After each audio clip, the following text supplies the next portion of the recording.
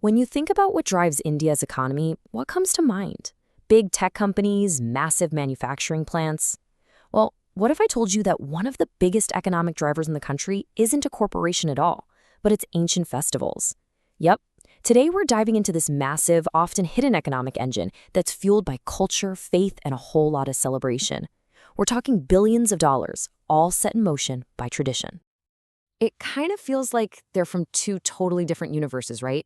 You've got these ancient traditions, spirituality, huge public gatherings on one side, and on the other, you have the cold, hard numbers of modern economics, GDP, supply chains, all that stuff. So what on earth is the connection between the two? Well, it turns out in India, they are not separate worlds at all. They are one and the same.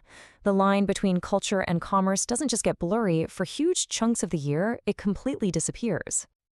Okay, so how does this actually work?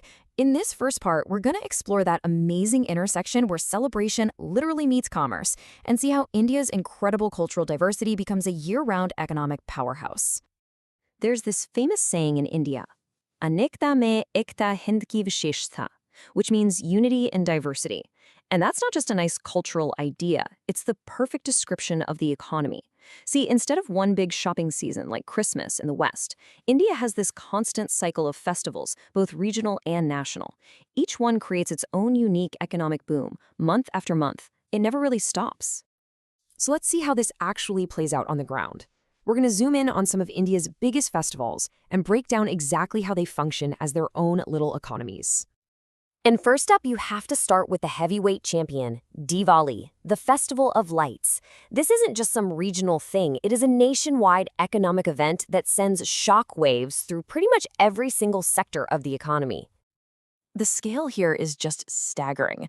During Diwali, e-commerce giants like Amazon and Flipkart see sales that can beat their entire previous quarter. It's wild. Then you have the Day of Dhanteras, which sparks this massive surge in people buying gold and even property because it's seen as a lucky day to invest. And of course, the industries that make decorations, sweets, and firecrackers go into complete overdrive. It's a consumer spending bonanza across the board. Okay, now let's shift from that national giant to a regional powerhouse, Durga Puja.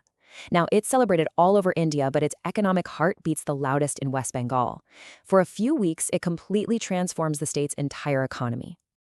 Durga Puja creates this unique little economic ecosystem. At the very center of it all is the pandal industry. And listen, these aren't just tents. We are talking about massive, temporary, themed structures that are literally works of art. Different neighborhoods compete to build the most creative one, and this employs thousands of artisans for months. All this art drives huge demand for handicrafts, traditional clothing, and idols, and as you can imagine, tourism and hotels just go through the roof.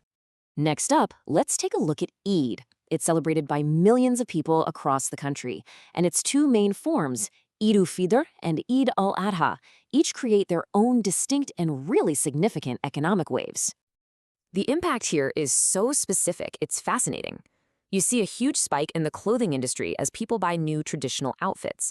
The food industry booms with demand for special sweets like sheer-horma, and that in turn drives up demand for ingredients like milk and dry fruits. And then Eid al-Adha has this huge direct impact on the livestock industry, mobilizing the whole supply chain from rural farmers all the way to city markets. So we've seen how a few of these festivals work, but what's the bigger picture? Let's zoom out for a second and really understand this nationwide ripple effect. How does all this spending in one area during one festival actually lift up the entire economy? Well, it sets off this powerful economic chain reaction. It all starts with us, right? Households and individuals start spending.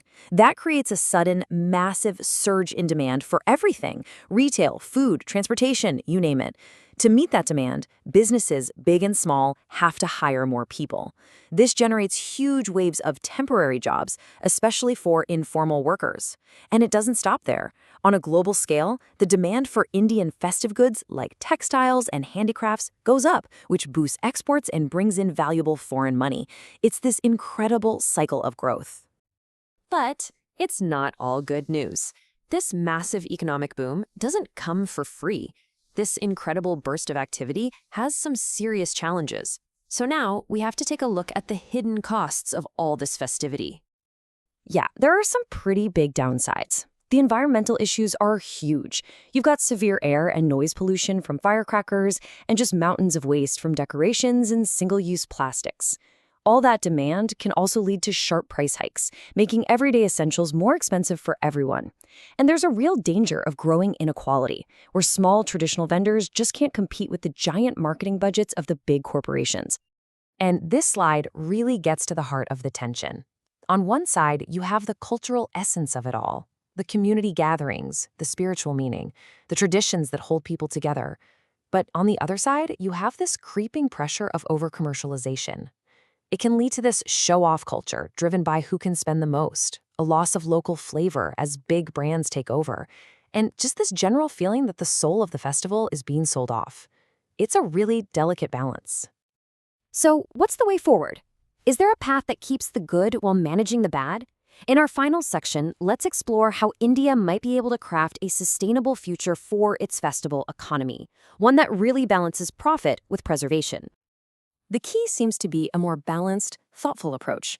This means really promoting eco-friendly options like biodegradable idols or green alternatives to firecrackers. It means focusing on financial inclusion, creating policies that actually support the small businesses and rural artisans who are the true backbone of these traditions.